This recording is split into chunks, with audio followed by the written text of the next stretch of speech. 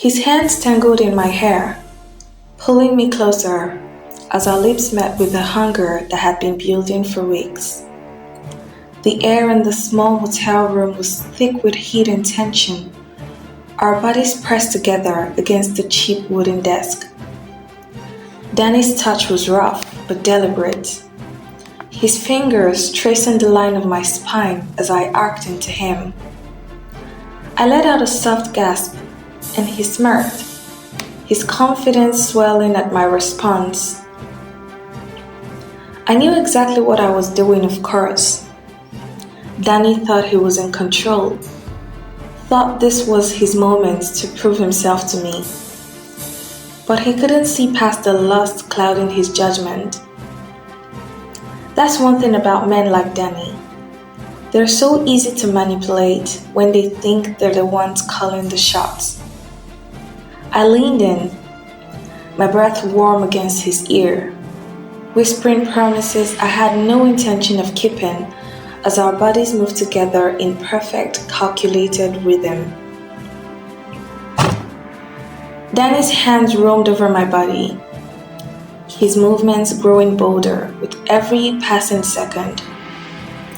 I allowed myself to respond, my fingers trailing down his chest, feeling the heat of his skin beneath his shirt. His breath hitched as I pushed him back against the desk, flipping the power dynamic for just a moment, letting him think I was as swept up in the moment as he was.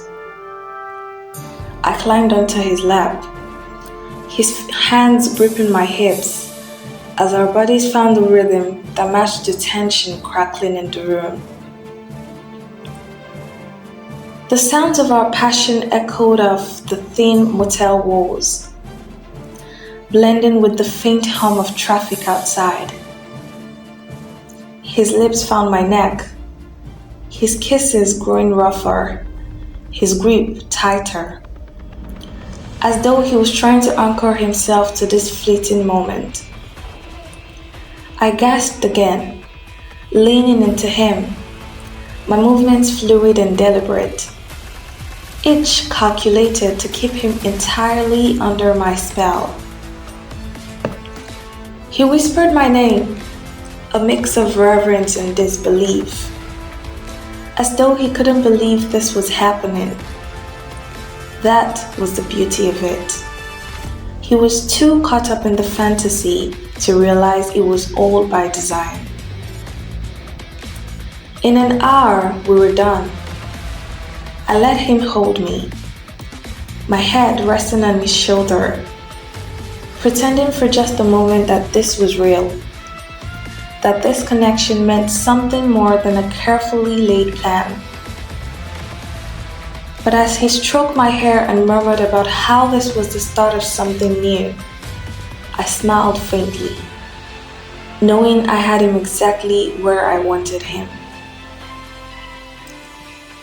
Danny thought he'd won me over, but I knew better. I was the one holding the cards, and the game was far from over. Danny stroked my arm, a content smile on his face, and I turned away to hide the smirk on mine. He thought we were partners in this little game, but I knew better. I was playing chess, and he was just another pawn. My name is Lena Carter, and I grew up in a town where everyone knows everyone, but no one really knows the truth. People see what they want to see, and that always worked in my favor. I learned early on how to make people believe my version of reality, how to wear innocence like a mask while keeping my true intentions buried deep. Everything started with a simple plan. Get out of this godforsaken town with enough money to never look back. It was supposed to be clean, quick, and foolproof. Enter Danny, the high school guidance counselor with a reputation for being too friendly with the students, and Alice, the sheriff's daughter who always thought she was better than me. Together, they were the perfect scapegoats for a plan that would leave me sitting pretty with more money than I'd ever seen. But things rarely go as planned. Alice and I weren't exactly friends, but we understood each other in a way that most people didn't. She was smart, calculating, and just desperate enough to want out of this town as badly as I did. When I pitched the idea to her, she didn't hesitate. We would frame Danny for assault, let the scandal rip his life apart, and then collect the settlement money. It was a brilliant plan until the lines between us blurred. Our strange partnership was sealed on the bed. It was impulsive, born out of shared excitement and adrenaline after we'd sealed the deal with Danny. She came to my house late one night, her eyes shadowed with doubt and something else I couldn't quite place. We ended up in my bedroom, the dim light from my bedside lamp casting soft shadows on her face. She kissed me first, tentative but insistent, and I let her take the lead. Her hands were softer than Danny's, her touch slower, more deliberate. It wasn't about control or manipulation this time. It was about connection, about the unspoken bond we'd formed in the middle of this chaotic, dangerous game. As her fingers trailed down my arm, I felt a flicker of something I hadn't expected: guilt. For a moment, I wondered if I'd gone too far, if I'd dragged her into something she couldn't handle. But then, her lips found mine again, and all those thoughts melted away. In that moment, it was just the two of us, lost in a shared fantasy that would eventually come crashing down around us.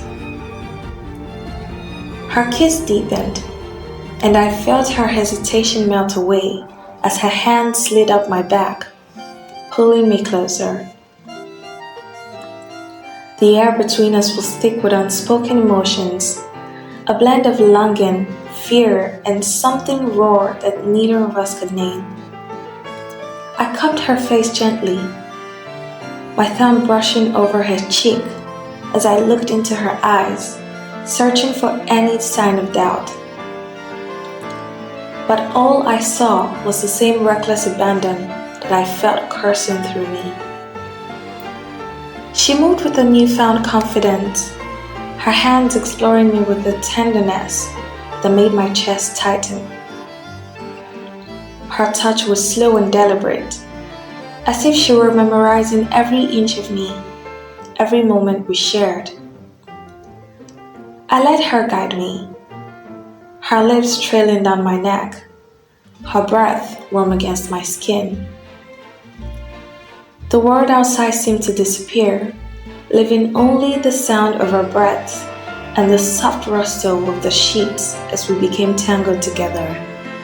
When we finally collapsed back onto the bed, her head resting on my shoulder, a quiet calm settled over the room. I stared at the ceiling, feeling her heartbeat against my side. And for a fleeting moment, I wondered what this all meant. It wasn't part of the plan, this connection, this vulnerability. But as her fingers traced lazy patterns on my arm, I pushed those thoughts aside. Whatever this was, it was ours, if only for the night. The problem with games like this is that someone always loses. Danny figured out the truth sooner than we'd anticipated, and Alice started cracking under the pressure. I had to think fast, adjusting the plan to ensure I came out on top. By the time the dust settled, Danny was in handcuffs, Alice was out of the picture, and I had exactly what I wanted. Or at least that's what I told myself. As I sat alone in the beachfront bar, a cocktail in hand and a suitcase full of cash at my feet, I couldn't shake the feeling that I'd lost something too. Maybe it was the connection I had shared with Alice, or maybe it was the weight of knowing that no one really wins in a game like this. But regret doesn't suit me. I've always been good at moving on, at rewriting the narrative to fit my needs. This town will forget me soon enough, and I'll disappear into the horizon, ready to play the next game. After all, the world is full of people like Danny and Alice, people who think they can outsmart me, but never see me coming. And I plan to keep it that way.